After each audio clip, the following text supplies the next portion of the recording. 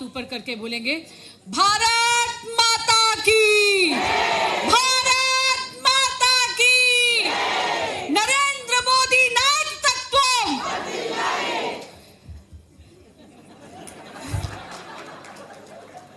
ये हुई ना भारत माता की जय के बाद नारी शक्ति का आवाहन दिख रहा है यहां पर। अंदर की नमस्कारम। बागुनारा मंच पर आसीन हम सब के पथ प्रदर्शक, तेलंगाना भारतीय जनता पार्टी के प्रदेश अध्यक्ष मेरे बड़े भाई आदरणीय रामचंद्र राय गारू, महिला सशक्तिकरण की मानवीय प्रतिमूर्ति मेरी बड़ी बहन डीके अरुणा गारू। अभी रामचंद्र जी बोल रहे थे, राव साहब बोल रहे थे कि फूल नहीं है चिंगारी है, ये भारत की नारी है। तेलंगाना में आके अगर आप डॉक्टर शिल्पा रेड्डी को देखते हो तो कहोगे कि पुष्पा समझ के फ्लावर समझा क्या? फ्लावर नहीं है, फायर है। आप सभी को अंतर्राष्ट्रीय महिला दिवस की बहुत बहुत शुभकामनाएं। पर मैं आज मंच पर यहां पर आपको भाषण देने नहीं आई हूं। और क्या हो रहा है, मेरे यहां खड़े होने से मेरी इतनी सुंदर जो यहां पे चिन्नमा बैठी है वो छिपी हुई है। तो अगर आप अनुमति दे तो क्या मैं मंच की औपचारिकता छोड़कर सामने आकर आपसे बात करूं? हाँ, जितने भी वैसी दिखती हूं तो थोड़ा सा पीछे हो जाइए ताकि मैं अपनी महिला शक्ति को दे सकती हूं। यहां उपस्थित एक एक नारायणी के चरणों में मेरा कोटि कोटि वंदन है।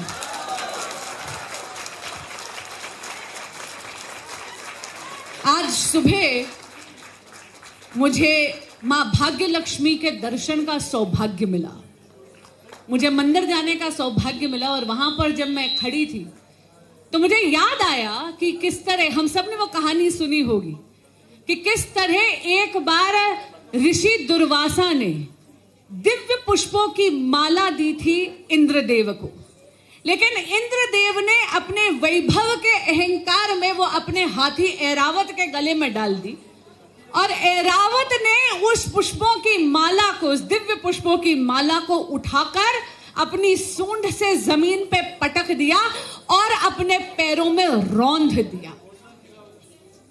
तो स्वयं दुर्वासा ऋषि, आप सब जानते हैं, he had a temper, he was actually famous, कि गुस्सा बहुत जल्दी आता था। वो इतना ज्यादा नाराज हो गए कि उन्होंने श्राप दिया देवराज इंद्र को कि श्री लुप्त हो जाएंगी। श्री यानी मां लक्ष्मी।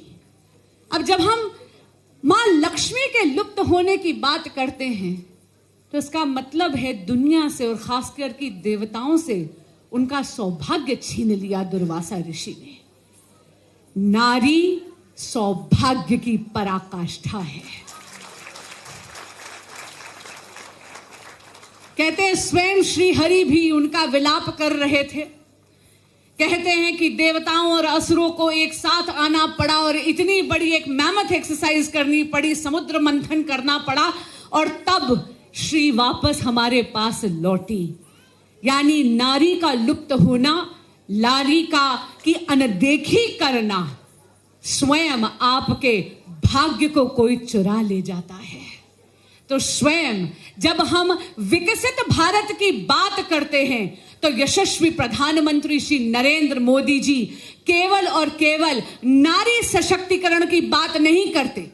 उनके कुशल नेतृत्व में the rhetoric of women empowerment has progressed to women led development, यानी महिलाओं के नेतृत्व में राष्ट्र के सशक्तिकरण की बात करते हैं यशस्वी प्रधानमंत्री श्री नरेंद्र मोदी।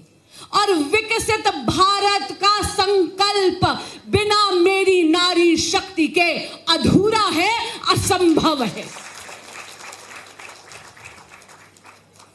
हम सबने सुना है यत्र नार्यस्ति पूज्यन्ते रमते तत्र देवता, की जहां पर नारी की पूजा होती है वहां पर देवताओं का साक्षात वास होता है। पर यह बात भारत के लिए 100% सही है। नारी जब कन्या रूप में, मैंने यहाँ पे देखा बहुत सी स्कूल की बच्चियां आई हैं स्काउट यूनिफॉर्म में, नारी जब इन बच्चियों के रूप में होती है तो शुभता की प्रतीक होती है। नारी मां काली के रूप में अंत की प्रतीक होती है। नारी दुर्गा परमेश्वरी के रूप में शक्ति की प्रतीक होती है। नारी मां सरस्वती के रूप में ज्ञान की प्रतीक होती है। जब वो तेलंगाना की भूमि पर जन्म लेती है तो शौर्य के रूप में रानी रुद्रम देवी बनकर जन्म लेती। जब वो सनातन संस्कृति के स्वाभिमान के रूप में जन्म लेती है तो वो पुण्य श्लोक लोकमाता अहिल्याबाई होलकर बनकर जन्म लेती है।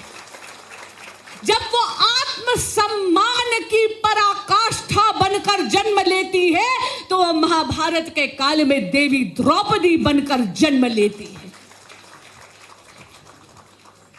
नारी सृजनी है, जननी है।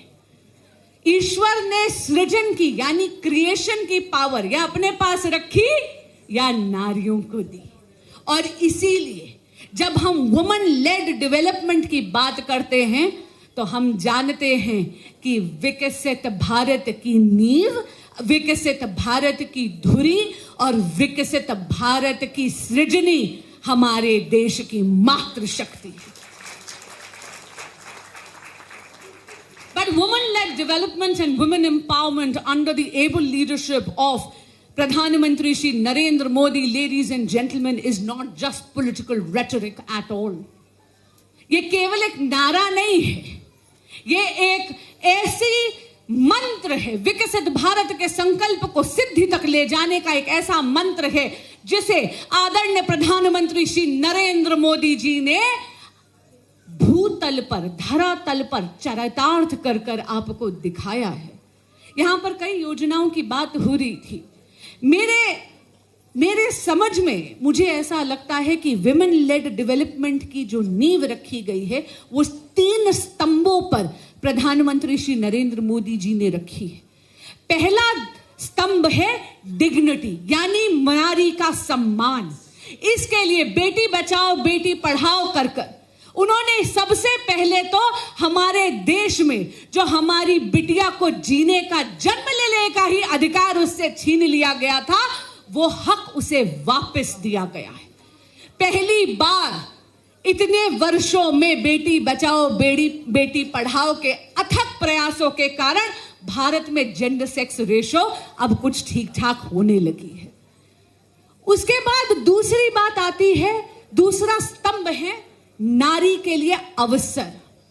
मुद्रा योजना की बात करी, यहां पर आप जानती हैं लगभग 70% से ज्यादा लोन मुद्रा योजना में मेरे देश की मातृशक्ति ने लिए हैं। आज जब हम स्टार्टअप इंडिया की बात करते हैं तो भारत पूरे विश्व में स्टार्टअप इकोसिस्टम में 3rd लार्जेस्ट इकोसिस्टम है। पर स्टार्टअप का अर्थ केवल वो फैंसी टेक स्टार्टअप्स नहीं है। मैं जानती हूं कि हैदराबाद में सबसे ज्यादा, पूरे भारत में सबसे ज्यादा टेक इंडस्ट्री में योगदान पूरे भारत में नारियां अगर कहीं दे रही हैं तो तेलंगाना में दे रही हैं। लेकिन जब हम स्टार्टअप की बात करते हैं तो हम केवल वो फैंसी टेक स्टार्टअप्स की बात नहीं कर रहे हैं। वो अक्का जो आपके कॉलोनी के कॉर्नर पे एक ब्यूटी पार्लर चलाती है जहां पे जाके आप 40 रुपए में थ्रेडिंग करा के आते हो। वो अक्का जो आपके लिए आपका टेलरिंग यूनिट चलाती है जहां जल्दी से जाकर उसके हाथ पैर जोड़कर हम कहते हैं प्लीज प्लीज अक्का प्लीज, त्योहार आ रहे हैं, प्लीज थोड़ा ब्लाउज जल्दी बना दे। ये अपने आप में इकोनॉमिक इकोसिस्टम्स हैं। ये अपने आप में एक ऐसी धुरी है जिनके इर्द गिर्द वो आर्थिक सशक्तिकरण केवल अपना ही नहीं कर रही, वो बाकियों का भी कर रही है। और इसीलिए आपने देखा होगा 2026 का जो हमारा बजट है उसमें शी यानी सेल्फ हेल्प ग्रुप एंटरप्रेन्योर्स की एक अलग से स्कीम लाई गई है। अगर मैं सेल्फ हेल्प ग्रुप की बात करूं तो that has been a revolution in India. Lakhpati Didi, आपको याद होगा प्रधानमंत्री श्री नरेंद्र मोदी जी ने 3 करोड़ लखपति दीदी का टारगेट रखा था, जो ऑलरेडी अचीव हो चुका है। और तेलंगाना तो वैसे भी प्रधानमंत्री श्री नरेंद्र मोदी जी के दिल के बहुत करीब है। हम सब जानते हैं कि मन की बात में बहुत रेगुलरली वो तेलंगाना का जिक्र करते हैं। आपको याद होगा मिलेट मैजिक कुकीज के बारे में उन्होंने बात करी थी कि किस तरह एक फॉर्मर फार्म लेबरर्स ने सेल्फ हेल्प ग्रुप बनाकर इन महिलाओं ने ऐसा बिस्किट श्री अन्न यानी मिलेट कुकीज बना दी, हैदराबाद से लेके एक्सपोर्ट सीधा लंदन तक कर दिया। यही नहीं, 40,000 से ज्यादा गिरी सैनिटरी पैड्स बनाकर स्कूलों में और ऑफिसेज में बहुत ही किफायती, बहुत ही लो कॉस्ट दामों में उन्होंने प्रोवाइड करा। नमो ड्रोन दीदी की अगर हम बात करें, अरे भाई हम सब जानते हैं कि जब घर की बहू, जब घर की बेटी जाकर ड्रोन चलाती है, ड्रोन पायलट बनती है, तो शायद थोड़े सांस के ताने कम पड़ते हैं। देखिए, आप सबकी हंसी और ये जो मुस्कुराहट निकला, इसका मतलब आप मेरी बात से मानते और एग्री करते हैं। लेकिन कहीं ना कहीं हम टेक्नोलॉजी को लेवरेज कर रहे हैं, ना केवल हमारे एग्रीकल्चर को मॉडर्नाइज करने के लिए, बल्कि ये भी सुनिश्चित कर रहे हैं कि हम हमारी महिलाओं के हाथ में लेटेस्ट टेक्नोलॉजी डालें। और उसका साक्षात जीवंत उदाहरण हमारे तेलंगाना में है, सांगर रेड्डी में, जहां पर हमारी ड्रोन पायलट्स को स्काई वॉरियर्स बोला जाता है। 50 एकड़ की जमीन हमारी स्काई वॉरियर्स जाकर पेस्टिसाइड वहां पर बिना किसी डेंजर के जाके छिड़क देती हैं। और इसका भी जिक्र आदरणीय प्रधानमंत्री श्री नरेंद्र मोदी जी ने हाल ही में मन की बात में किया था। ये बातें मैं आपसे क्यों कह रही हूं? ये बातें मैं इसलिए कह रही हूं कि very often it is said, oh the future is female. Ladies and gentleman, if the future is female, then the future is now.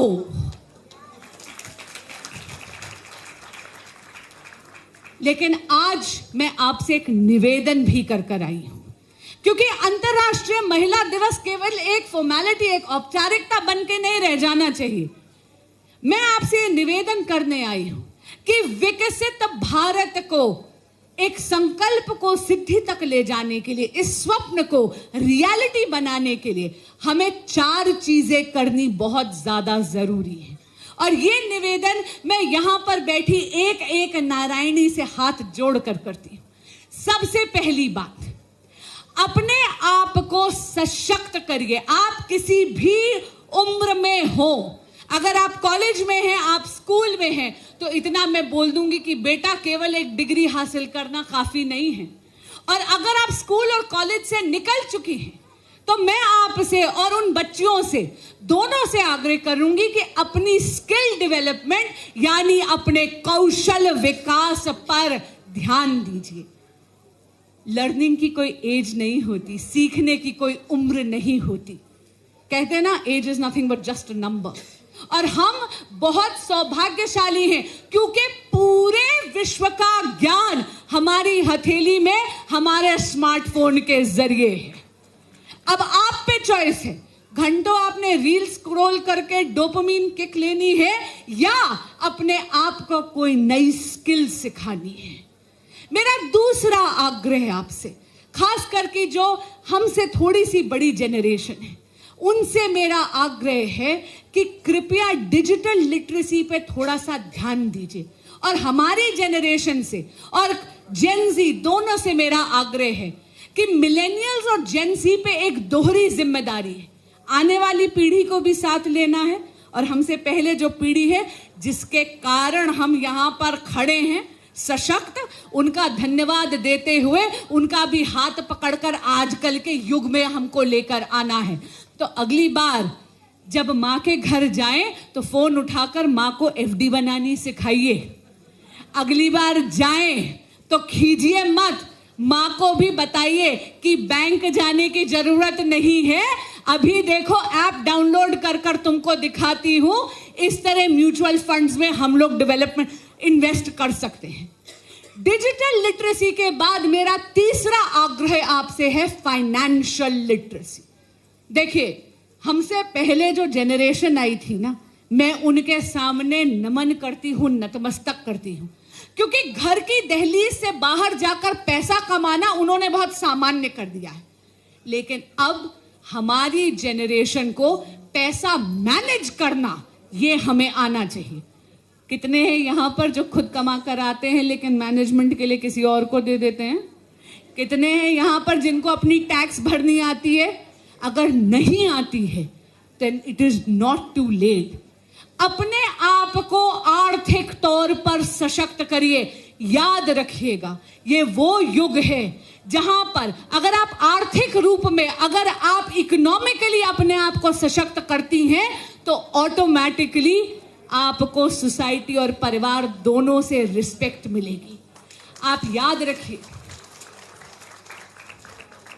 इससे मेरा अगला आग्रह था कि अपने आप को जेंडर जस्टिस के लिए फाइनेंशियल जस्टिस लाना बहुत ज्यादा जरूरी है। अपना पैसा मैनेज करना सीखें। और मेरा अंतिम आग्रह, देखिए, नारी शक्ति वंदन अधिनियम आ रहा है। 33% reservation across all political parties in parliament as well as state legislative assemblies। यहां पर जितनी भी मेरी युवा शक्ति है बड़ी आसानी से कह देती है, oh politics is a very dirty game. बेटा, इफ इट इज तो किसका काम है आकर इसको साफ करना? ये देश आपका है। विकसित भारत की भाग्य विधाता, विकसित भारत की शिल्पकार आपको बनना है। और इसीलिए हे नारायणी, यहां पर बैठी हुई एक एक महिला अपने आप में एक सामाजिक, एक राजनीतिक और एक आर्थिक क्रांति है। मैं आह्वान करती हूं आपका कि 18वीं Lok Sabha should be the last Lok Sabha where women are underrepresented। Politics में रुचि लीजिए, करंट अफेयर्स में रुचि लीजिए और आइए, ये देश आपकी प्रतीक्षा कर रहा है।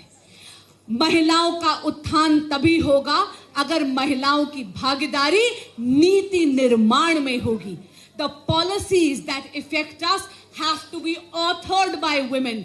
They have to be made by women। और उसके लिए आपका राजनीति में आना और इलेक्टोरल पॉलिटिक्स में आना अति आवश्यक है, अति अनिवार्य है। आज मैं अपनी वाणी को विराम देने से पहले यही कहूंगी कि ये 4 दरखास्त, ये 4 रिक्वेस्ट, ये 4 निवेदन जो मैं आपसे कर कर जा रही हूं, इनको केवल अपने तक सीमित मत रखिएगा। आप तो वो प्रबुद्ध वर्ग है सोसाइटी का, समाज का, जिसकी प्रभाव की शक्ति बहुत ज्यादा है।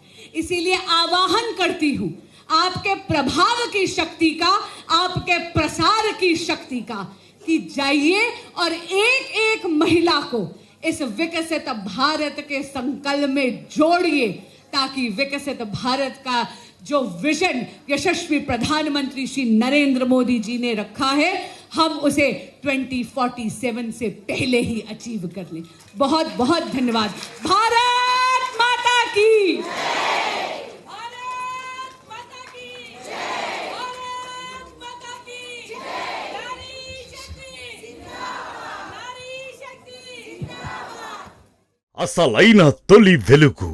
Follow WhatsApp @తొలి వెలుగు official.